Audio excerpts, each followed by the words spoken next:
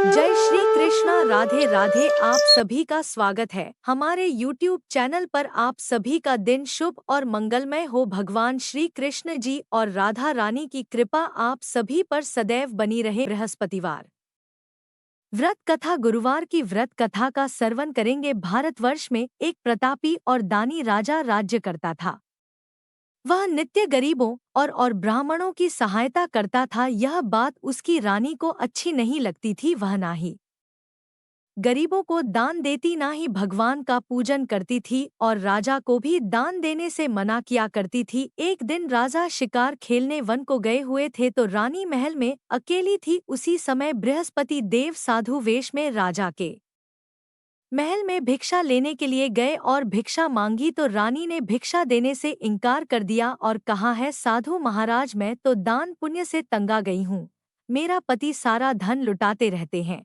मेरी इच्छा है कि हमारा धन नष्ट हो जाए, फिर ना रहेगा बांस ना बजेगी बांसुरी। साधु ने कहा, देवी तुम तो बड़ी विचित्र हो। धन संतान तो सभी चाहते हैं, पुत्र और लक्ष्मी तो पापी के घर भी होने चाहिए। यदि तुम्हारे पास अधिक धन है तो भूखों को डोट भोजन दो, तो प्यास के लिए प्याऊ बनवाओ। मुसाफिरों के लिए धर्मशालाएं खुलवा हो। जो निर्धन अपनी कुंवारी कन्याओं का विवाह नहीं कर सकते उनका विवाह करा दो। ऐसे और कई काम हैं जिनके करने से तुम्हारा यश लोक और परलोक में फैले गया। परंतु रानी पर उपदेश का कोई प्रभाव नहीं पड़ा। वह बोली, महाराज आप मुझे कुछ ना समझाएं। मैं ऐसा धन नहीं चाहती जो हर जगह बांटती फिरूं। साधु ने उत्तर दिया, यदि तुम्हारी ऐसी इच्छा है तो तथास्तु। तुम ऐसा करना कि बृहस्पतिवार को घर लीप कर पीली मिट्टी से अपना सिर धोकर स्नान करना, भट्टी चढ़ाकर कपड़े धोना। ऐसा करने से आपका सारा धन नष्ट हो जाएगा। इतना कहकर वह साधु महाराज वहां से आलोक हो गए और साधु के अनुसार कहीं बातों को पूरा करते हुए रानी को केवल 3 बृहस्पतिवार ही बीते थे कि उसकी समस्त धन संपत्ति नष्ट हो गई। वह जन के लिए राजा का परिवार तरसने लगा। तब एक दिन राजा ने रानी से बोला कि हे रानी, तुम यहीं रहो, मैं दूसरे देश को जाता हूँ, क्योंकि यहाँ पर सभी लोग मुझे जानते हैं, इसलिए मैं कोई छोटा कार्य नहीं कर सकता। ऐसा कहकर राजा परदेश चला गया। वहां वह जंगल से लकड़ी काट कर लाता और शहर में बेचता था। इस तरह वह अपना जीवन व्यतीत करने लगा। इधर राजा के परदेश जाते ही रानी और दासी दुखी रहने लगी। एक बार जब रानी और दासी को 7 दिन तक बिना भोजन के रहना पड़ा तो रानी ने अपनी दासी से कहा, हे दासी, पास ही के नगर में मेरी बहन रहती है, वह बड़ी धनवान है। तू उसके पास जा और कुछ लेकर आ ताकि थोड़ा बहुत गुजार बसर हो सके। रानी दासी की बहन के पास गई। उस दिन गुरुवार था और रानी की बहन उस समय बृहस्पतिवार व्रत की कथा सुन रही थी। दासी ने रानी की बहन को अपनी रानी का संदेश दिया, लेकिन रानी की बड़ी बहन ने कोई उत्तर नहीं दिया। जब दासी को रानी की बहन से कोई उत्तर नहीं मिला तो वह बहुत दुखी हुई और उसे क्रोध भी आया। दासी ने वापस आकर रानी को सारी बात बता दी। सुनकर रानी ने अपने भाग्य को कोसा। उधर रानी की बहन ने सोचा कि मेरी बहन की दासी आई थी परंतु मैं उससे नहीं बोली, इससे वह बहुत दुखी हुई होगी। कथा सुनकर और पूजन समाप्त करके वह अपनी बहन के घर आई और कहने लगी, है बहन, मैं बृहस्पतिवार का कर रही थी, तुम्हारी दासी मेरे घर आई थी, परंतु जब तक कथा होती है तब तक ना तो उठते हैं और ना ही बोलते हैं, इसलिए मैं नहीं बोली। कहो दासी क्यों गई थी? रानी बोली, बहन तुमसे क्या छुपाऊं, हमारे घर में खाने तक को अनाज नहीं था। ऐसा कहते कहते रानी की आंखें भर आई। उसने दासी समेत पिछले 7 दिनों से भूख रहने तक की बात अपनी बहन को विस्तार पूर्वक सुना दी। रानी की बहन बोली, देखो बहन, भगवा भन बृहस्पति सबकी मनोकामना को पूर्ण करते हैं। देखो शायद तुम्हारे घर में अनाज रखा हो। पहले तो रानी को डोट विश्वास नहीं हुआ, पर बहन के आग्रह करने पर उसने अपनी दासी को अंदर भेजा तो उसे सचमुच अनाज से भरा एक घड़ा मिल गया। यह देखकर दासी को बड़ी हैरानी हुई। दासी रानी से कहने लगी, है रानी, जब हमको भोजन नहीं मिलता तो हम व्रत ही तो करते हैं, इसलिए क्यों ना इनसे व्रत और कथा की विधि पूछ ली जाए ताकि हम भी व्रत कर सके। तब रानी ने अपनी बहन से बृहस्पतिवार व्रत के बारे में पूछा। उसकी बहन ने बताया, बृहस्पतिवार के व्रत में चने की दाल और मुनक्का से विष्णु भगवान का केले की जड़ में पूजन करें तथा दीपक जलाए, व्रत कथा सुने और पीला भोजन ही करें। इससे बृहस्पति देव प्रसन्न होते हैं। और व्रत और पूजन विधि बताकर रानी की बहन अपने घर को लौट गई। 7 दिन के बाद जब गुरुवार आया तो रानी और दासी ने व्रत रखा, घुड़साल में जाकर चना और गुड़ लेकर आई, फिर उससे केले की जड़ तथा विष्णु भगवान का पूजन किया। अब पीला भोजन कहाँ से आए, इस बात को लेकर दोनों बहुत दुखी थी। चूंकि उन्होंने व्रत रखा था इसलिए बृहस्पति देव उनसे प्रसन्न थे, इसलिए वे एक साधारण व्यक्ति का रूप धारण करके 2 थालों सुंदर पीला भोजन दासी को दे गए। भोजन पाकर दासी बहुत प्रसन्न हुई और फिर रानी के साथ मिलकर भोजन ग्रहण किया। उसके बाद वे सभी गुरुवार को व्रत और पूजन करने लगी। बृहस्पति भगवान की कृपा से उनके पास फिर से धन संपत्ति आ गई, परंतु रानी फिर से पहले की तरह आलस्य करने लगी। तब दासी बोली, देखो रानी, तुम पहले भी इस प्रकार आलस्य करती थी। तुम्हें धन रखने में कष्ट होता था, इस कारण सभी धन नष्ट हो गया, और अब जब भगवान बृहस्पति की कृपा से धन मिला है तो तुम्हें फिर से आलस्य होता है। रानी को डोट समझाते हुए दासी कहती है कि बड़ी मुसीबतों के बाद हमने यह धन पाया है, इसलिए हमें दान पुण्य करना चाहिए, भूखे मनुष्यों को भोजन कराना चाहिए और धन को शुभ कार्यों में खर्च करना चाहिए, जिससे तुम्हारे कुल का यश बढ़ेगा, स्वर्ग की प्राप्ति होगी और पिता प्रसन्न होंगे। दासी की बात मानकर रानी अपना धन शुभ कार्यों में खर्च करने लगी, जिससे पूरे नगर में उसका यश फैलने लगा। उधर एक दिन राजा दुखी होकर जंगल में एक पेड़ के नीचे आसन जमाकर बैठ गया। वह अपनी दशा को याद करके व्याकुल होने लगा। बृहस्पतिवार का दिन था। एकाएक उसने देखा कि निर्जन वन में एक साधु प्रकट हुए। वह साधु वेश में स्वयं बृहस्पति देवता थे। लकड़हारे के सामने आकर बोले, है लकड़हारे, इस सुनसान जंगल में तू इतना चिंता मगन क्यों बैठा है? लकड़हारे ने दोनों हाथ हाथ जोड़कर प्रणाम किया और उत्तर दिया, महात्मा जी, आप सब कुछ जानते हैं, मैं क्या कहूँ? यह कहकर रोने लगा और साधु को अपनी आत्मकथा सुनाई। महात्मा जी ने कहा, तुम्हारी स्त्री ने बृहस्पतिवार के दिन बृहस्पति भगवान का निरादर किया है, जिसके कारण रुष्ट होकर उन्होंने तुम्हारी यह दशा कर दी। अब तुम चिंता को दूर करके मेरे कहने पर चलो तो तुम्हारे सब कष्ट दूर हो जाएंगे और भगवान पहले से भी अधिक संपत्ति देंगे। तुम बृहस्पति के दिन कथा किया करो, 2 पैसे के चने मुनक्का लाकर उसका प्रसाद बनाओ और शुद्ध जल से लोटे में शक्कर मिलाकर अमृत तैयार करो। कथा के पश्चात अपने सारे परिवार और सुनने वाले प्रेमियों में अमृत व प्रसाद को बांटकर खुद भी ग्रहण करो। ऐसा करने से भगवान तुम्हारी सब मनोकामनाएं पूरी करेंगे। साधु के ऐसे वचन सुनकर लकड़हारा बोला, हे प्रभु, मुझे लकड़ी बेचकर इतना पैसा नहीं मिलता जिससे भोजन के उपरांत कुछ बचा सकूं। मैंने रात्रि में अपनी स्त्री को व्याकुल देखा है, मेरे पास कुछ भी नहीं जिससे मैं उसकी खबर मंगा सकूं, और फिर मैं बृहस्पति देव की क्या कहानी सुनूं?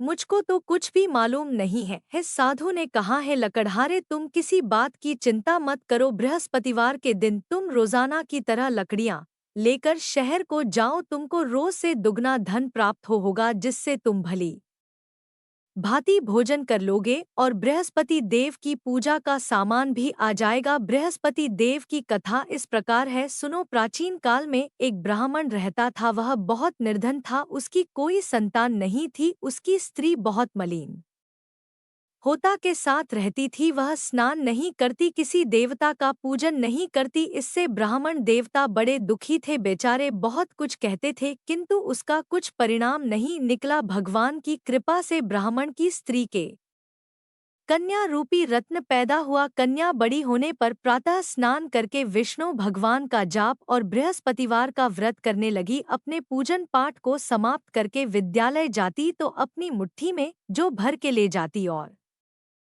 पाठशाला के मार्ग में डालती जाती। तब यह जस वर्ण के हो जाते तो लौटते समय को बीन कर घर ले आती। एक दिन वह बालिका सूप में उस सोने की जौ को फटक कर साफ कर रही थी। उसके पिता ने देख लिया और कहा, है बेटी, सोने की जौ के लिए सोने का सूप होना चाहिए। दूसरे दिन बृहस्पतिवार था। इस कन्या ने व्रत रखा और बृहस्पति देव से प्रार्थना करके कहा, मैंने आपकी पूजा सच्चे मन से की है तो मेरे यह सोने का सूप दे दो। बृहस्पति देव ने उसकी प्रार्थना स्वीकार कर ली। रोजाना की तरह वह कन्या जो फैलाती हुई जाने लगी। जब लौटकर जो बीन रही थी तो बृहस्पति देव की कृपा पा से सोने का सूप मिला। उसे वह घर ले आई और उसमें जस साफ करने लगी, परंतु उसकी माँ का वही ढंग रहा। एक दिन की बात है कि वह कन्या सोने के सूप में जौ साफ कर रही थी। उस समय उस शहर का राजपुत्र वहां से होकर निकला। इस कन्या के रूप और कार्य को देखकर मोहित हो गया और अपने घर आकर भोजन और जल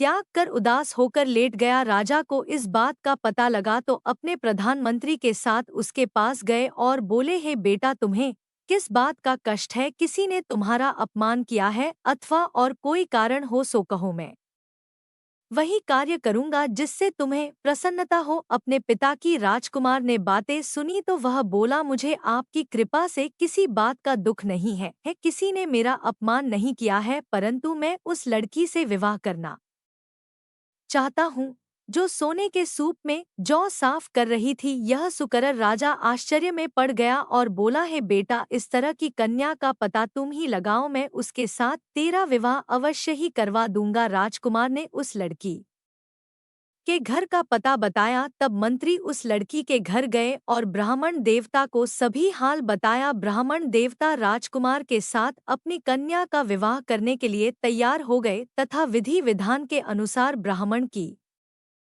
कन्या का विवाह राजकुमार के साथ हो गया। कन्या के घर से जाते ही पहले की भांति उस ब्राह्मण देवता के घर में गरीबी का निवास हो गया। अब भोजन के लिए भी अन्य बड़ी मुश्किल से मिलता था। एक दिन दुखी होकर ब्राह्मण देवता अपनी पुत्री के पास गए। बेटी ने पिता की दुखी अवस्था को देखा और अपनी माँ का हाल पूछा। तब ब्राह्मण ने भी सभी हाल कहा। कन्या ने बहुत सा धन देकर अपने पिता को विदा कर दिया। इस तरह ब्राह्मण का कुछ समय सुखपूर्वक व्यतीत हुआ। कुछ दिन के बाद फिर वही हाल हो गया। ब्राह्मण फिर अपनी कन्या के यहाँ गया और सारा हाल कहा तो लड़की बोली, है पिताजी, आप माता जी को यहाँ ले आओ, मैं उन्हें विधि बता दूंगी जिससे उनकी गरीबी दूर हो जाए। वह ब्राह्मण देवता अपनी स्त्री को साथ लेकर पहुँचे तो अपनी माँ को समझाने लगी कि हे माँ, तुम प्रातःकाल प्रथम स्नान आदि करके विष्णु भगवान का पूजन करो तो सब दरिद्रता दूर हो जाएगी। परंतु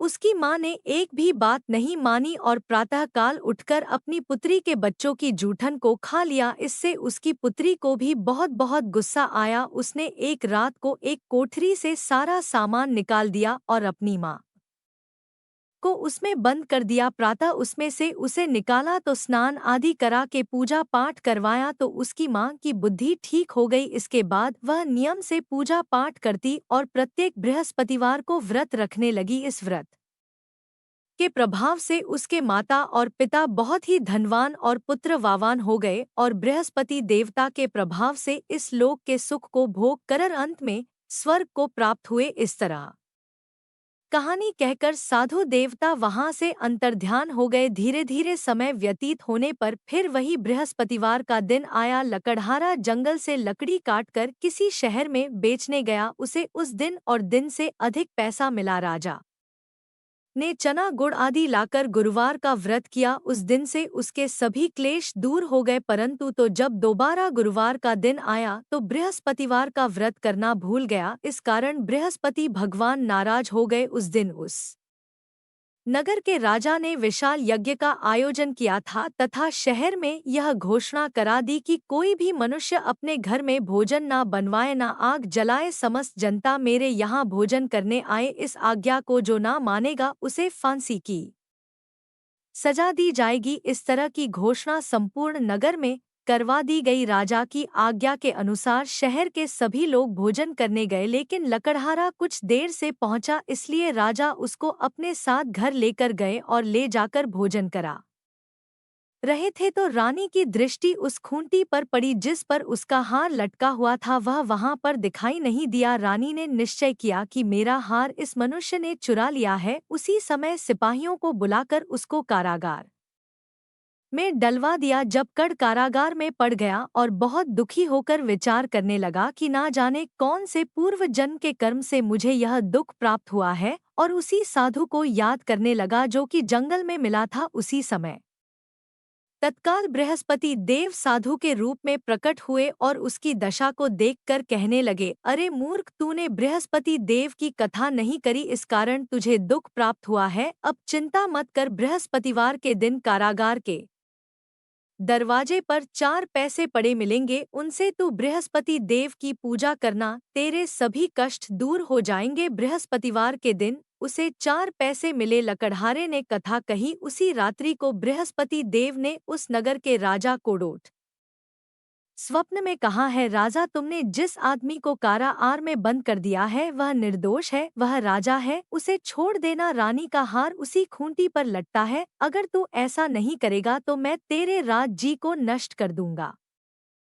इस तरह रात्रि के स्वप्न को देखकर राजा प्रातः काल उठा और खोटी पर हार देखकर लकड़हारे को बुलाकर क्षमा मांगी और लकड़हारे को योग्य सुंदर वस्त्र आभूषण देकर विदा कर दिया। बृहस्पति देव की आज्ञा के अनुसार लकड़हारा अपने नगर को चल दिया। राजा जब अपने नगर के निकट पहुंचा तो उसे बड़ा आश्चर्य हुआ। नगर में पहले से अधिक बाग, तालाब, कुएं तथा बहुत सी धर्मशाला, मंदिर आदि बन गई है। राजा ने पूछा, यह किसका बाग और धर्मशाला है? तब नगर के सब लोग कहने लगे, यह सब रानी और बंदी के हैं।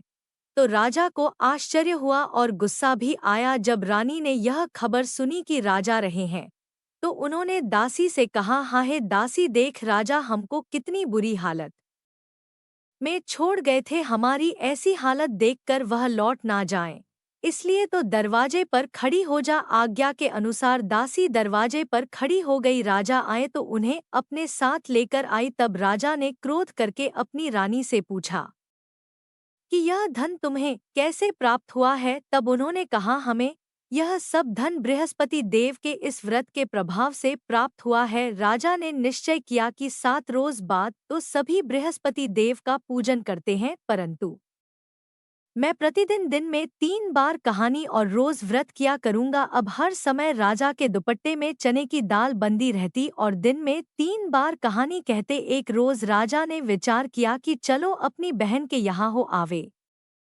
इस तरह निश्चय करके राजा घोड़े पर सवार होकर अपनी बहन के यहाँ को चलने लगा। मार्ग में उसने देखा कि कुछ आदमी मुर्दे को लिए जा रहे हैं। उन्हें रोककर राजा कहने लगा, अरे भाइयों, मेरी बृहस्पति देव की कथा सुन लो। वे बोले, लो, हमारा तो आदमी मर गया है, इसको अपनी कथा की पड़ी है। परंतु कुछ आदमी बोले, अच्छा कहो, हम तुम्हारी कथा भी सुनेंगे। राजा ने दल निकाली और जब कथा आदि हुई थी कि मुर्दा हिलने लग गया और जब कथा समाप्त हो गई तो राम राम करके मनुष्य उठकर खड़ा हो गया। आगे मार्ग में उसे किसान खे में हल चलाता मिला तो राजा ने उसे देखकर बोला, अरे भैया, तुम मेरी बृहस्पतिवार की कथा सुन लो। किसान बोला, जब तक मैं तेरी कथा सुनूंगा तब तक 4 हरिया जोत लूंगा, जा अपनी कथा किसी और को सुनाना। इस तरह राजा आगे चलने लगा। राजा के हटते ही बैल पछाड़ खाकर गिर गए और किसान के पेट में बड़ी जोर का दर्द होने लगा। उस समय उसकी माँ रोटी लेकर आई और उसने जब यह देखा तो अपने पुत्र से सब हाल पूछा और बेटे ने सभी हाल कह दिया। तो बुढ़िया दौड़ी दौड़ी उस घुड़सवार के पास गई और उससे बोली कि मैं तेरी कथा सुनूंगी, तू अपनी कथा मेरे खेत पर चलकर ही कहना। राजा ने बुढ़िया के खेत पर जाकर कथा कही, जिसके सुनते ही वह बैल उठकर खड़े हुए तथा किसान के पेट का दर्द भी बंद हो गया। राजा अपनी बहन के घर पहुंचा। बहन ने भाई की खूब मेहमान की। दूसरे रोज प्रातः काल राजा जगा तो वह देखने लगा कि सब लोग भोजन कर रहे हैं। राजा ने अपनी बहन से कहा, ऐसा कोई मनुष्य है जिसने भोजन नहीं किया हो? मेरे बृहस्पतिवार की कथा सुन ले। बहन बोली, है भैया, यह देश ऐसा है कि पहले यहाँ लोग भोजन करते हैं, बाद में अन्य काम करते हैं। अगर कोई पड़ोस में हो तो देख आऊं। वह ऐसा कहकर देखने चली गई, परंतु उसे कोई ऐसा व्यक्ति नहीं मिला जिसने भोजन ना किया हो। वह एक कुम्हार के घर गई जिसका लड़का बीमार था। उसे मालूम हुआ कि उनके यहाँ 3 रोज से किसी ने भोजन नहीं किया है। रानी ने अपने भाई की कथा सुनने के लिए कुम्हार से कहा, वह तैयार हो गया। राजा ने जाकर बृहस्पतिवार की कथा कही, जिसको सुनकर उसका लड़का ठीक हो गया। अब तो राजा की प्रशंसा होने लगी। एक रोज राजा ने अपनी बहन से कहा कि हे बहन, हम अपने घर को जाएंगे, तुम भी तैयार हो जाओ। राजा की बहन ने अपनी सास से कहा तो सास ने कहा, हाँ चली जा, परंतु अपने लड़कों को मत ले जाना, क्योंकि तेरे भाई की कोई औलाद नहीं है। बहन ने अपने भैया से कहा, है भैया मैं तो चलूंगी, पर कोई बालक नहीं चलेगा। तो राजा बोला, जब कोई बालक नहीं चलेगा तब तुम ही क्या करोगी। बड़े दुखी मन से राजा अपने नगर को लौट आया। राजा ने अपनी रानी से कहा, हम निर्वंश हैं, हमारा मुँह देखने का धर्म नहीं है और कुछ भोजन नहीं किया है। रानी बोली, है प्रभु, बृहस्पति देव ने हमें सब कुछ दिया है, वह हमें औलाद अवश्य देंगे। उसी रात को बृहस्पति देव ने राजा से स्वप्न में कहा, है राजा उठो, सभी सोच त्याग दो, तेरी रानी गर्भ से है। राजा को यह बात सुनकर बड़ी खुशी हुई। नवंबर महीने में उसके गर्भ से एक सुंदर पुत्र पैदा हुआ। तब राजा बोला, है रानी स्त्री बिना भोजन के रह सकती है, पर बिना कहे नहीं रह सकती। जब मेरी बहन आएगी तुम उससे कुछ मत कहना। रानी ने सुनकर हाँ कर दिया। जब राजा की बहन ने यह शुभ समाचार सुना तो वह बहुत खुश हुई और बधाई लेकर अपने भाई के यहाँ आई। तभी रानी ने कहा, घोड़ा चढ़कर तो नहीं आई है, गधा चढ़कर आई है। राजा की बहन बोली, भाभी मैं इस प्रकार ना कहती तो तुम्हें औलाद से मिलती। बृहस्पति देव ऐसे ही हैं, जैसी जिसके मन में कामनाएं हैं सभी को पूर्ण करते हैं। जो सद्भावना पूर्वक बृहस्पतिवार का व्रत करता है एवं कथा पढ़ता है अथवा सुनता है, दूसरों को सुनाता है, बृहस्पति देव उनकी सभी मनोकामनाएं पूर्ण करते हैं। बृहस्पति देव उनकी सदैव रक्षा करते हैं। जो संसार में सद्भावना और सच्चे हृदय से बृहस्पति देव का पूजन करते हैं, उनकी सभी मनोकामनाएं उसी सी प्रकार पूर्ण होती है। जैसे राजा और रानी ने बृहस्पति देव की कथा का गुणगान किया, उनकी सभी इच्छाएं बृहस्पति देव ने पूर्ण की। मनुष्य को हृदय से उनका मनन करते हुए जयकारा करना चाहिए। तो प्रेम से बोलिए, बृहस्पति देव की जय, विष्णु भगवान की जय, समस्त देवी देवताओं की जय। अब आप भगवान बृहस्पति देव की आरती श्रवण कीजिए। ओम जय बृहस्पति देवा, ओम जय बृहस्पति देवा, छिन्न चिन्ह भोग लगाओ, कदली फल मेवा। ओम जय बृहस्पति देवा, तुम पूर्ण परमात्मा, तुम अंतर्यामी जगत पिता जगदीश्वर, तुम सबके स्वामी। ओम जय बृहस्पति देवा, चरणामृत निज निर्मल, सब पातक हरता, सकल मनोरथ दायक, कृपा करो भरता। ओम जय बृहस्पति देवा, तन मन धन अर्पण कर, जो जन शरण पड़े प्रभु प्रकट, तब होकर आकर दवाए खड़ी। ओम जय बृहस्पति देवा, दीन दयाल दया निधि, भक्तन हितकारी, पाप दोष सब हरता, भव बंधन हारी। ओम जय बृहस्पति देवा, सकल मनोरथ दायक, सब संशय तार, विषय विकार मिटा, संतन सुख का। ओम जय बृहस्पति देवा, जो कोई आरती तेरी प्रेम सहित गावे, ज्येष्ठा नंद बन सो निश्चय ही पावे। ओम जय बृहस्पति देवा, ओम जय बृहस्पति देवा, प्रेम से बोलिए भगवान बृहस्पति देव की जय, बोलिए भगवान श्री लक्ष्मी नारायण जी की जय। धन्यवाद।